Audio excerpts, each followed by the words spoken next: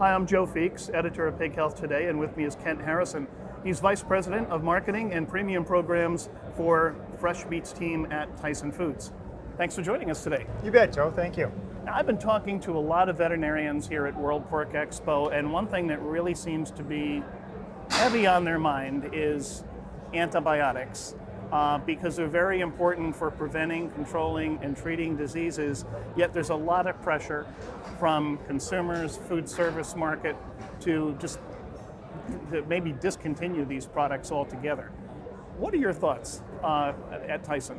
Yeah, well, we know that within the industry, it's an important part of the overall chain of delivery of the animals and the meat quality to the consumer is the judicious and responsible use of antibiotics. And I think that's the key that people need to understand, is that the use of those products and antibiotics in the supply chain are important in treating disease elements that otherwise could upset that supply chain of product that comes to the grocery store and to the restaurant. So we see it as important for the vast majority of the hogs that come to market through Tyson, but there's also, a consumer choice that's looking for product that is no antibiotics ever, and we strive to provide product that serves that market as well, and those consumers that are looking for that type of product. One of the problems with antibiotics is that it's been reduced to a yes-no question. It's a black and white issue for so many.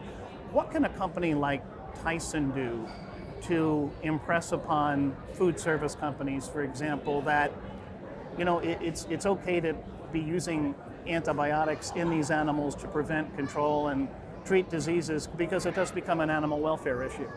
Right, I think one of the key things is communication and transparency about the entire process and how those veterinarians are involved, so that they understand that there is a professional third-party reference who's deciding whether or not those antibiotics should be used in a judicious and responsible way. I think that's critical, because obviously the suffering of the animal because of illness is one of the things that we all want to avoid no matter what.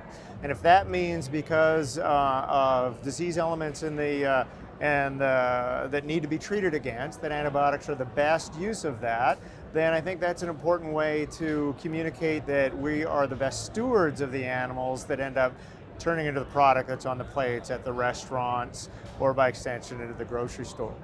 And it's certainly far from being black and white, because even when we have a no antibiotics ever program, it's critical for us to recognize if an animal does get sick with something that's treatable, we want to treat that animal with the critical use of antibiotics responsibly, so that animal doesn't suffer, becomes well, and becomes part of the food chain again.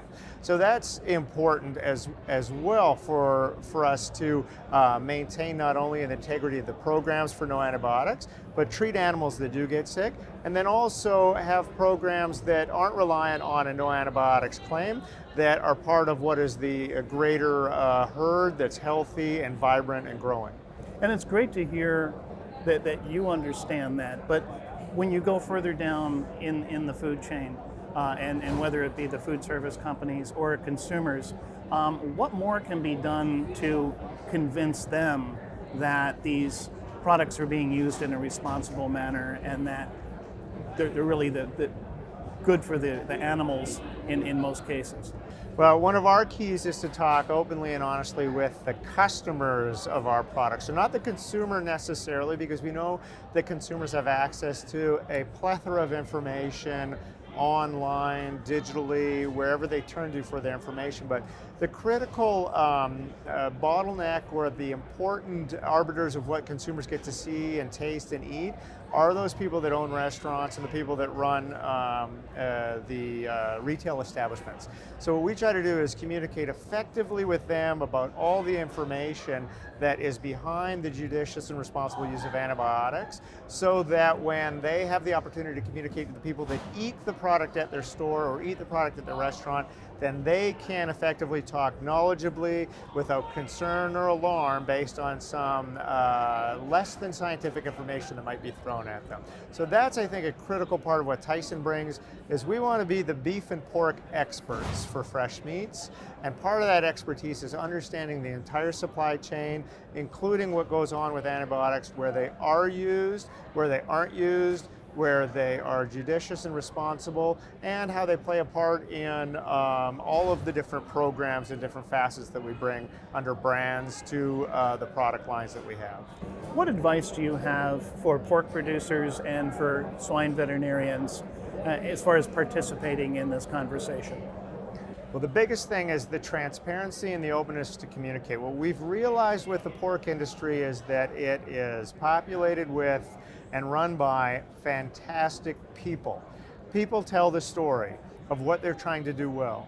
The people that are in the hog industry and the pork industry that have family-owned independent farms that we deal with are truly the salt of the earth that are trying to do the right things for the right reasons.